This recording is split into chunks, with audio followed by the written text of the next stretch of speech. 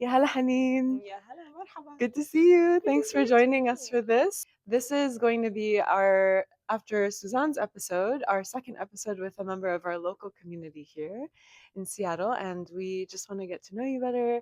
Again, just to reiterate to everybody that the purpose of these interviews or conversations really is to create more intimacy within our community. I feel like a lot of us know who we are, like we know faces, we kind of know what each other do sometimes. Yeah. A lot of times too, like we're like, I've known you for 2 years, I don't even know what you do for work. I think a lot of people think like I just sit at home and make Instagram posts or Nobody something. thinks that about you. I guarantee you. There's a long laundry list of things we think you do. And so that's the purpose of this. Let's get to know each other better, know how to resource each other. If somebody needs something, they're like, oh, I know Haneen does that. Like I can reach out to her. Suzanne does that. I can reach out to her. So thanks again for joining us. We like to have coffee when we're doing these, but I heard that you have some story about coffee and tea. I'm Yeah, so often asked, are you sure you're Palestinian? Because I am one of those folks that does not drink coffee or tea or carbonated beverages. And so it's always been a running joke with family and friends that, Haneen doesn't drink those things. So is she really those Arab? things. I'm So, but I'm thank you. impressed. I'm impressed with the healthy. I mean, you can see the healthy lifestyle on her face. Like her skin is glowing. Oh, She's thank just you. Yeah. I will say it probably makes Ramadan easier. yes. Just Just saying. just saying. Just saying. Yeah. If you want to start now, you've got some time. Very short amount of time. You just said you're Palestinian, so tell us a little bit more about yourself, your background, whatever you're comfortable sharing. Yeah, thank you. So my dad is Palestinian and he is from a village outside of Nablus, actually, called Beta. And my mother is Jordanian Palestinian and she was born and raised in Amman in Jordan. So that's kind of the background. I was born in Amman and I came to the United States when I was pretty young, less than 1 year old. I was raised in Olympia. And as you can imagine, Olympia is a very white town. So I was not raised around a lot of Arab folks. So that's not the community that I was raised in. There's a very small handful of Arabs there, though. So it was kind of like one representation from every country, like one Moroccan, one Egyptian. I feel like I got a little bit of a taste of what each Arab culture was like, but was raised predominantly within a community that was very white. Did you go back to Jordan a lot and visit? Like what was your relationship to quote unquote back home? That's such a great question. So I didn't become a US citizen until I was a teenager. And so the first time we went back to Jordan, I was 12 years old. And it was like a culture shock. Like I was blown away because I didn't step outside here and see folks of color very often. And so to go and be like immersed in that, it was like a very enriching, very like shocking experience. And then several years went by before I went again. I went in college a few more times with my family. And so I haven't been a ton, but I would say probably 5 times in my lifetime. Every time I have that unique visit back home, as you were describing, my perspective coming back home to the US has been a unique one. I was wondering if that changed your vantage point. I think it made me want more, like more of an experience with Arab community, more of an experience in terms of wanting to be part of a diverse community, wanting to feel more connected to Palestine and just the Middle East in general. And so I think that's kind of where that began. And it ended up leading, I think, to a very unique college experience because then that was what I was drawn to in college. Like you get to college and then I'm like, okay, I want to go find my people and that's where I'm going to be and that's where you can find me. So, how did you do that? Did you seek out clubs or coursework, or did it start to guide you towards your calling for work? Yeah, a little bit of all of the above, actually. So I was an officer in SJP at the time, so Students for Justice in Palestine. I was an officer in the Muslim Students Association as well. And I attended those types of events. I organized those types of events, and I really integrated myself in a community that felt and looked like me and that had similar values and similar experiences, or at least experiences I wanted to learn more about. What did you end up studying in college? What was your major or your course of study? So my bachelor's degree is in biology because I thought for sure I was going to go to medical school because after all, I'm You Arab. are Palestinian and Arab. And then I took a pivot and I knew I wanted to work with people and in community. I've always been interested with science and health and wellness.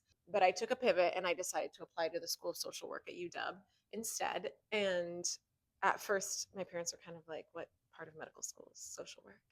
Now they're very proud. They're like, "Oh, my daughter's a therapist." So I ended up going to pursue my master's in social work and graduated, and I'm now a therapist.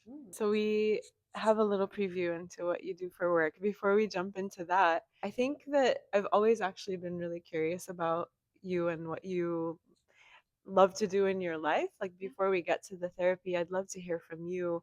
What are the things that you love to engage in? I know you have kids. That's always kind of top priority, but like what are your passions in life? What do you love to do? Yeah, I am like a very family oriented. So yes, I'm a mom, and that is a very important identity for me. But I'm also really passionate about essentially people gathering.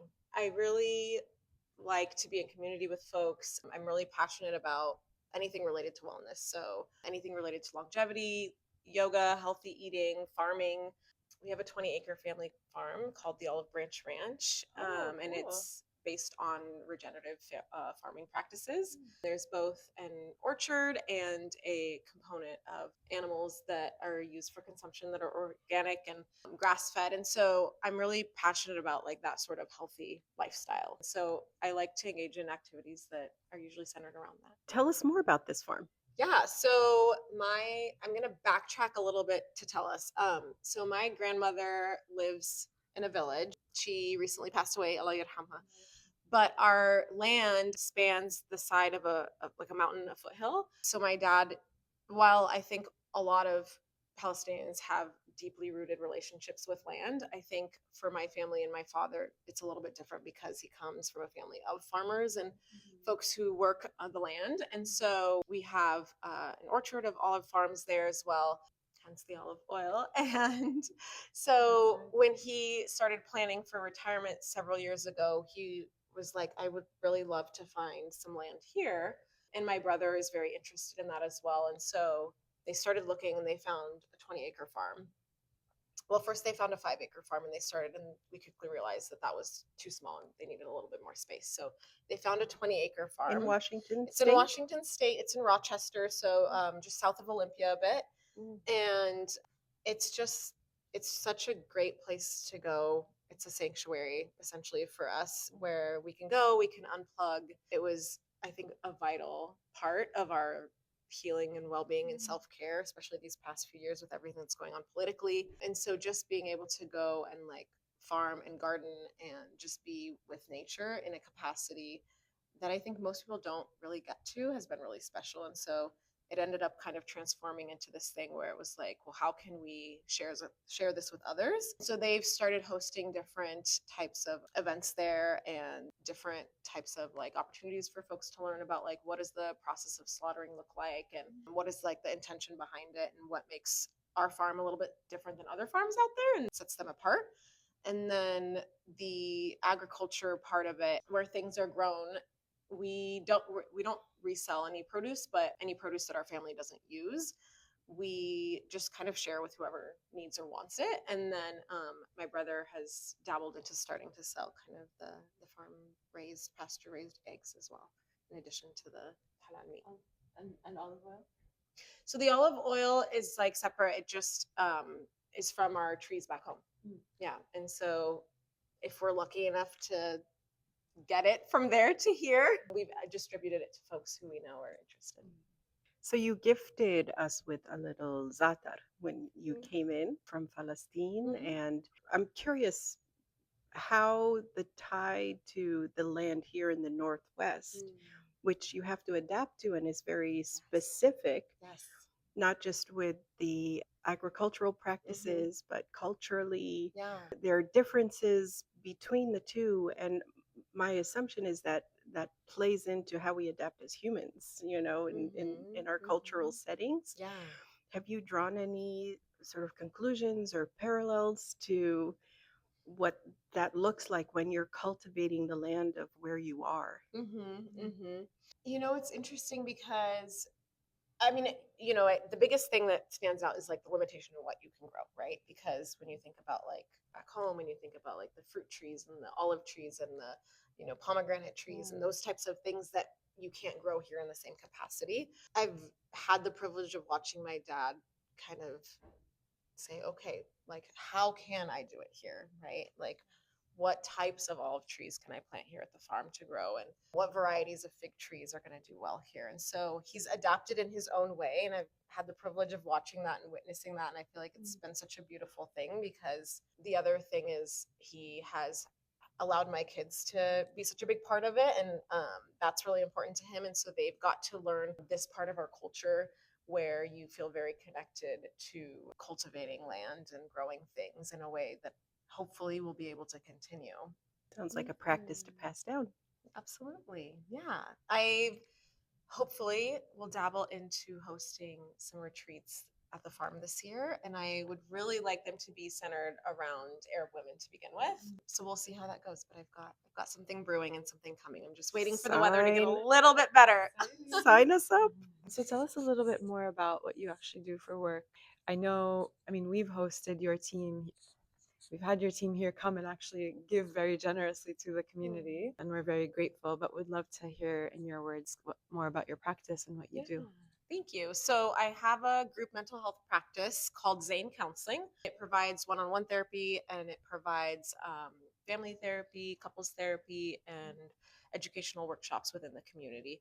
We've got about 15 practitioners and interns, so everybody has a niche area that they kind of focus on. And for me specifically, I focus on trauma. I think what kind of drives me to do that work and interests me in that type of work is we have just generations of trauma, especially with our heritage, right? And while I think we are good about talking about some things within the mental health realm, I think the way that we heal or the way that we hold on to trauma, I'd like to see it change. And so I have really enjoyed working in that area, especially being able to talk to people and say, you may have learned these things or have been taught these things about mental health.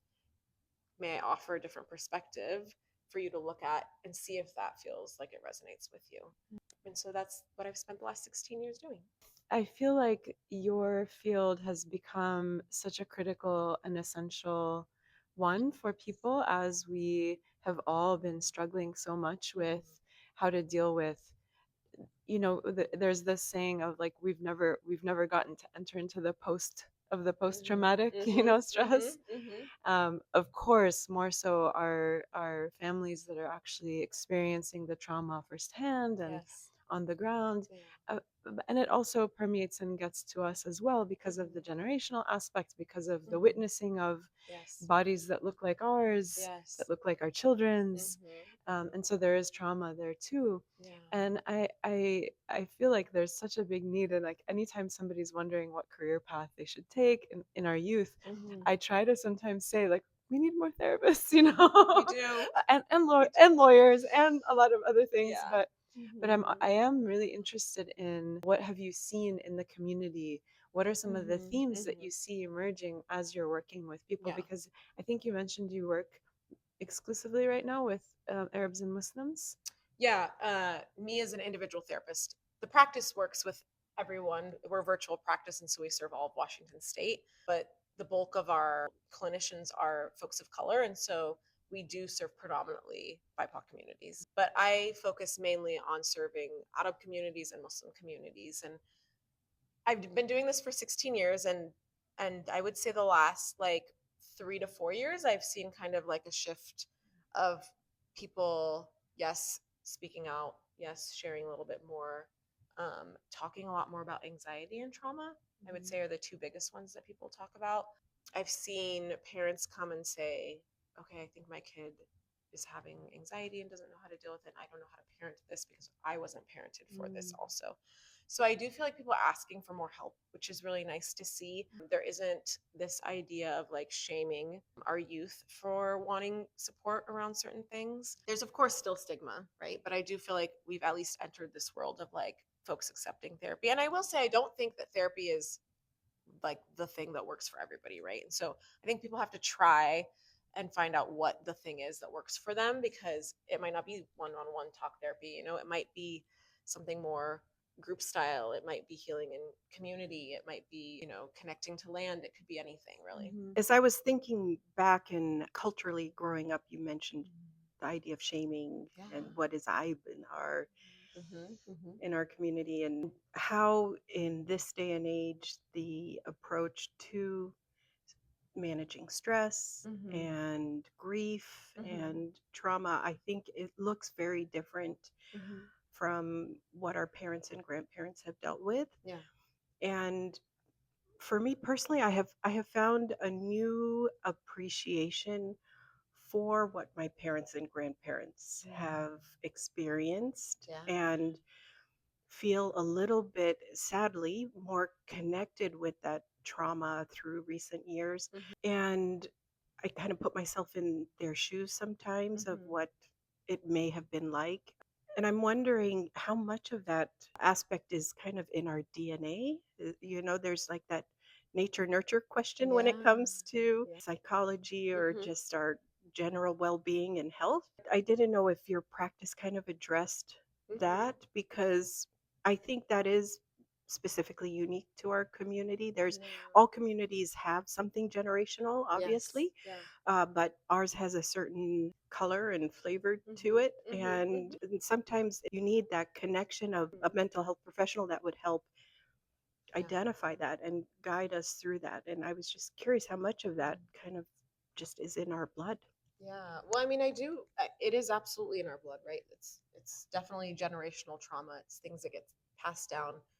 We hold it physically in our bodies, right? And unless we've given ourselves permission or we've heard from another person to give yourself permission to release some of that and like consciously be working on that, folks are still holding on to it. And so this is also one of the reasons why I love doing community work, and when I'm doing a workshop, really encouraging folks to have it be multi-generational, because I think when somebody sees their parent or their parent sees their grandparent, it's just this collective idea of like, give yourself permission to heal and release and talk about these things that maybe some of the generations before you weren't talking about in the same way. And so I think that that can be really powerful. But people bring it up in therapy all the time. They always are bringing up, like, you know, I can't believe my parents were holding on to this, or they must have been so resilient to have gone through all of this and experience and still have raised 8 kids and, you know, da da da da. So I think folks think often about the people that came before them that held on to so much for them to get to where they are as well. And how do you manage the opportunity to break that cycle of trauma, and not pass it down to the next generations? Yeah, I think when we give space to be able to talk about it openly and honestly, that's the first step.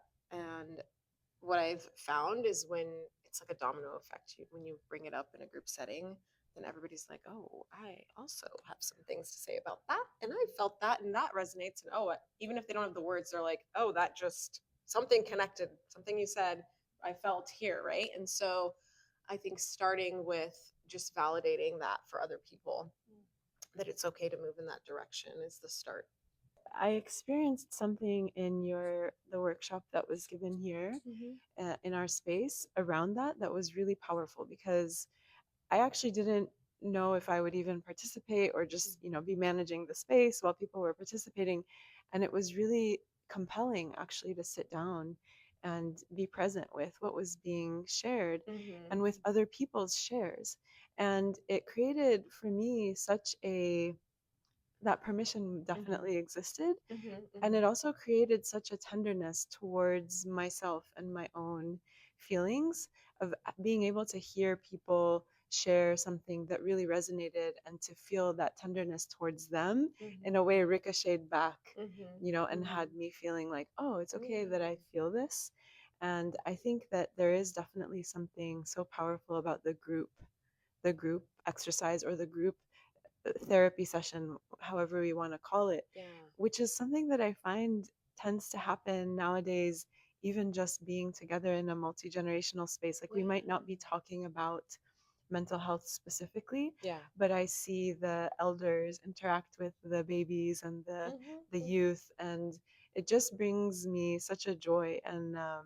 And so I think there's so much wisdom in what you're doing with regards to having multi generational workshops and Thank approaching you. people. And I wonder if that's one aspect of what you would consider maybe kind of unique to Haneen's approach Mhm. Mhm. in your therapy or in your counseling. And I know everybody has kind of their own little take, and I Yeah. really believe that no matter what job we're doing, Mhm. there's always some aspect of what's special about what you bring to the table. And in your words, you've been doing this long enough, you can probably identify what you think is kind of unique about how you do it. Thank you. Yeah, I mean, I think related to space and um, therapy and just having folks gather, I think that I'm really intentional about the art of gathering. I'm really intentional about not creating space where anybody feels judged for what they're about to say before and after and during. And so I think just creating space for people to feel like they can be their authentic self, feel validated, and not feel like they have to filter themselves is usually what I'm pretty good at doing. You're really speaking our language here, because like this is such a great place to be talking about this, because Yeah, that's yeah, what we really want for everybody yeah. too. We've had enough of it from the outside world of Yes, making us feel like yes. we're wrong, we're broken, something's Mm-hmm, weird about mm-hmm. us. Yeah, I mean, yes, something's weird about all of us, but having the acceptance to be able to sit in that space. So yeah, thanks for all your work that you do. We like to end these conversations with a question of, what do you have that you can offer the community that is within your capacity and yeah. bandwidth, and or what can you make people aware of that you already offer the community, and what can the community offer back to you in reciprocation, because that is the cycle of reciprocation and mutual aid that we're trying to build Yeah. the muscle for here. Yeah. Well, I love any opportunity where I can help bring people together and help folks gather. And so, if there's ever an opportunity where that arises, we have started with you. We would love to continue, of course. But I would love to give in any capacity where people need healing, whether it's one on one or in group settings, even if it's like, hey, I know a group of folks who could really benefit from just like being on the farm and feeling disconnected from everything and just having a break. I'm more than happy to like coordinate that time. And I just want the community to feel supported and feel like they have a space to go where they can seek out a provider that looks like them and understands them and that they're going to feel seen. And I hope that we can continue doing this work together, because really healing happens in community. It doesn't happen as an individual or on an individual basis. And I really believe that what you all have done as well is a huge gift to the community. And so I think everything about this, relationship and experience. All right, well, we are going to link and share your website so Thank you. people know how to reach you if they want to talk to you about any of the things that you've offered here or ask questions. So people can look into the notes section. I don't quite know what I'm doing with YouTube, but we'll figure it out. Yeah, that sounds great. And thanks again so much for joining us. This was such a lovely conversation. Thank you. I really appreciate it. And Thanks, I'm Suzanne. very excited for both of you to continue this series. Thank you so much.